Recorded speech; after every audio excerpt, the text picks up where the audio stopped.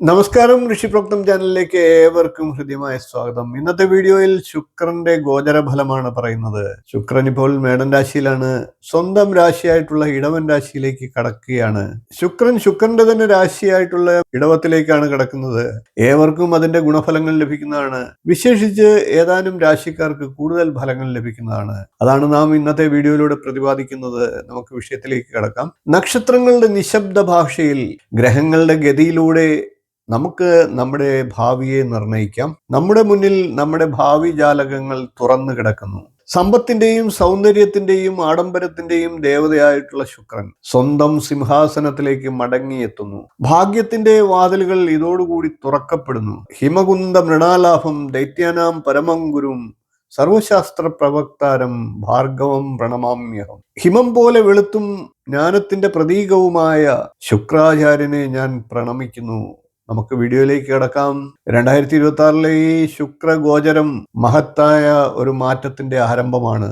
ജ്യോതിശാസ്ത്ര പ്രകാരം 2026 ഏപ്രിൽ 19 ഉച്ചയ്ക്ക് 3:47 ശുക്രൻ ഇടവൻ രാശിയിലേക്ക് സംക്രമിക്കുകയാണ്. 14/5/2026 കാലത്ത് 10:54 വരെ ഇടവൻ രാശിയിൽ തുടരുന്നതാണ്. സമ്പത്തിന്റെയും സമൃദ്ധിയുടെയും ഒക്കെ ഗ്രഹമായിട്ടുള്ള ശുക്രൻ സ്വന്തം രാശിയായിട്ടുള്ള ഇടവത്തിൽ അഥവാ ടോറസിൽ പ്രവേശിക്കുന്നു. ശുക്രൻ സ്വന്തം രാശിയിൽ സഞ്ചരിക്കുന്ന അത്യന്തം ശുഭകരമാണ്. കാരണം ഈ ഗോചരത്തിലൂടെ മാളവ്യ യോഗം എന്ന യോഗം രൂപപ്പെടുന്നു.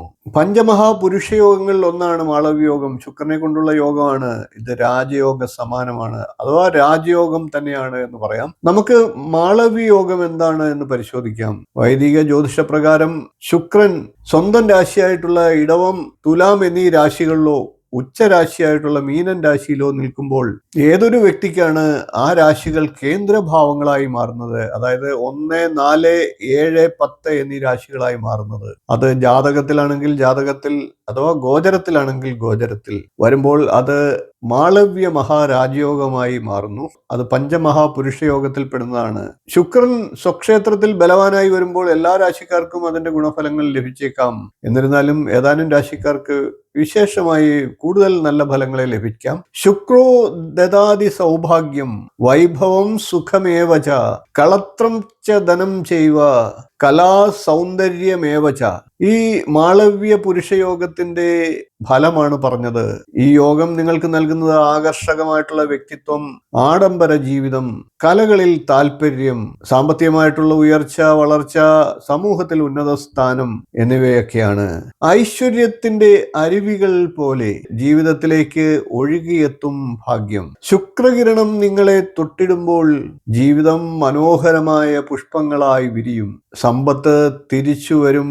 നിങ്ങളുടെ സ്വപ്നങ്ങളൊക്കെ സാക്ഷാത്കരിക്കപ്പെടും. ഇനി നമുക്ക് ശുക്രന്റെ ജ്യോതിഷ പ്രാധാന്യം കൂടി ഒന്നറിയാം.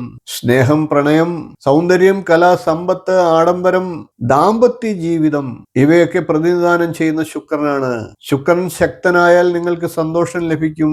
സാമ്പത്തിക സ്ഥിരതയും ആകർഷണത്വവും ലഭിക്കും. ദുർബലനായാൽ ദാമ്പത്യ ജീവിതത്തിൽ പ്രതിസന്ധികൾ ഉണ്ടാകാം, സാമ്പത്തിക അനിശ്ചിതത്വവും ഉണ്ടാകാം. ഇനി നമുക്ക് ആർക്കൊക്കെയാണ് ശുക്രന്റെ സ്വക്ഷേത്രത്തിലേക്ക് വരവ് കൂടുതൽ പ്രയോജനകരമാകുന്നത് എന്ന് നോക്കാം. അത് ഒന്നാമതായി ഇടവൻ രാശിക്കാർക്ക് തന്നെയാണ്.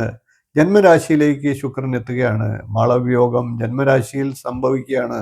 ഇടവൻ രാശി അഥവാ ടോറസ് ഇടവക്കൂറിൽ വരുന്നത് കാർത്തികയുടെ 1/4 ഭാഗം, രോഹിണി, മകയിരത്തിന്റെ ആദ്യ പകുതി എന്നീ നക്ഷത്രങ്ങളാണ്. ഇടവൻ രാശി ലഗ്നമായി ജനിച്ചവർക്കും ഈ ഫലങ്ങൾ ലഭിക്കും. ഇടവക്കൂറുകാർക്ക് ആത്മവിശ്വാസം വർദ്ധിക്കുന്നതാണ്.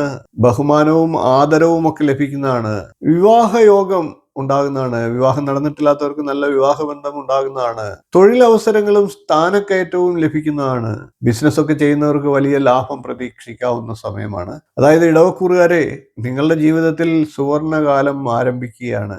രണ്ടാമത് ഇതിന്റെ പ്രയോജനം ലഭിക്കുന്ന രാശി ചിങ്ങക്കൂറുകാരാണ്. ചിങ്ങൻ രാശി അഥവാ ലിയോ. ചിങ്ങക്കൂറിൽ വരുന്നത് മകം, പൂരം, ഉത്രങ്കാൽ എന്നീ നക്ഷത്രങ്ങളാണ്. ചിങ്ങക്കൂറുകാരെ സംബന്ധിച്ച് 3ഉം 10ഉം ഭാവാധിപനാണ് ശുക്രൻ. കർമ്മസ്ഥാനമാണ്, തൊഴിലിന്റെ സ്ഥാനം. കർമ്മഭാവത്തിലാണ് രാജയോഗം സംഭവിച്ചിരിക്കുന്നത്. അതുകൊണ്ട് തന്നെ ചിങ്ങക്കൂറുകാർക്ക് സ്ഥാനക്കയറ്റവും അംഗീകാരവും ആദരവും ഒക്കെ ലഭിക്കും. മേലുദ്യോഗസ്ഥരുടെ പൂർണ്ണ പിന്തുണ ലഭിക്കുന്നതാണ്. കല, ഫാഷൻ, സംഗീത മേഖലകളിലൊക്കെ നേട്ടങ്ങൾ എന്നിവയും പ്രതീക്ഷിക്കാം. പ്രശസ്തിയുടെ പടവുകൾ നിങ്ങളെ തേടിയെത്തും. നിങ്ങൾക്ക് ആ പടവുകൾ വേഗത്തിൽ കയറുവാൻ സാധിക്കും. ഇനി പറയേണ്ടത് കന്നിക്കൂറുകാർക്കാണ്. കന്നിക്കൂറിൽ വരുന്നത് ഉത്രത്തിന്റെ മുക്കാൽ ഭാഗം, അത്തം, ചിത്തിരയുടെ ആദ്യ പകുതി എന്നീ നക്ഷത്രങ്ങളാണ്. കന്നി അഥവാ വിർഗോ കന്നിക്കൂറുകാരെ സംബന്ധിച്ച് ഭാഗ്യാധിപനാണ് രാജയോഗം ചെയ്തു നിൽക്കുന്നത്. ഭാഗ്യഗ്രഹത്തിൽ രാജയോഗം. വിദേശ തൊഴിലൊക്കെ ആഗ്രഹിക്കുന്നവർക്ക് അത് ലഭിക്കുന്നതാണ്. വിദേശത്ത് ജോലി ചെയ്യുന്നവർക്ക് ഭാഗ്യ സമയമാണ്. ബിസിനസ്സിലൊക്കെ നിക്ഷേപിച്ചിരിക്കുന്നവർക്ക് ലാഭം വർദ്ധിക്കുന്നതാണ്. തൊഴിൽ സംബന്ധമായിട്ടുള്ള യാത്രകൾ ഉണ്ടാകുന്നതാണ്. അത് പ്രയോജനകരമാകുന്നതുമാണ്. ഭാഗ്യം കന്നിക്കൂറുകാരെ തേടിയെത്തും. തയ്യാറായിരിക്കണം എന്ന് മാത്രം. നമുക്ക് ഈ ശുക്രന്റെ മാളവ്യയോഗത്തിലേക്കുള്ള വരവ്, അതിന്റെ സാരാംശത്തെ ഒന്ന് പരിശോധിക്കാം. മാളവ്യയോഗം ഓരോരുത്തരുടെയും ജീവിതത്തിൽ കൊണ്ടുവരുന്നത് സമ്പത്ത്, ഐശ്വര്യം, സന്തോഷം എന്നിവയൊക്കെയാണ്. കൂടാതെ സാമൂഹ്യമായിട്ടുള്ള ഉയർച്ചയും ലഭിക്കും. എത്ര ലക്ഷ്മി സ്ഥിരാ നിത്യം തത്ര ശുക്ര പ്രസന്നതി തസ്യ ജീവനമാർഗോപി സദാ സൗഖ്യം പ്രവർത്തതേ.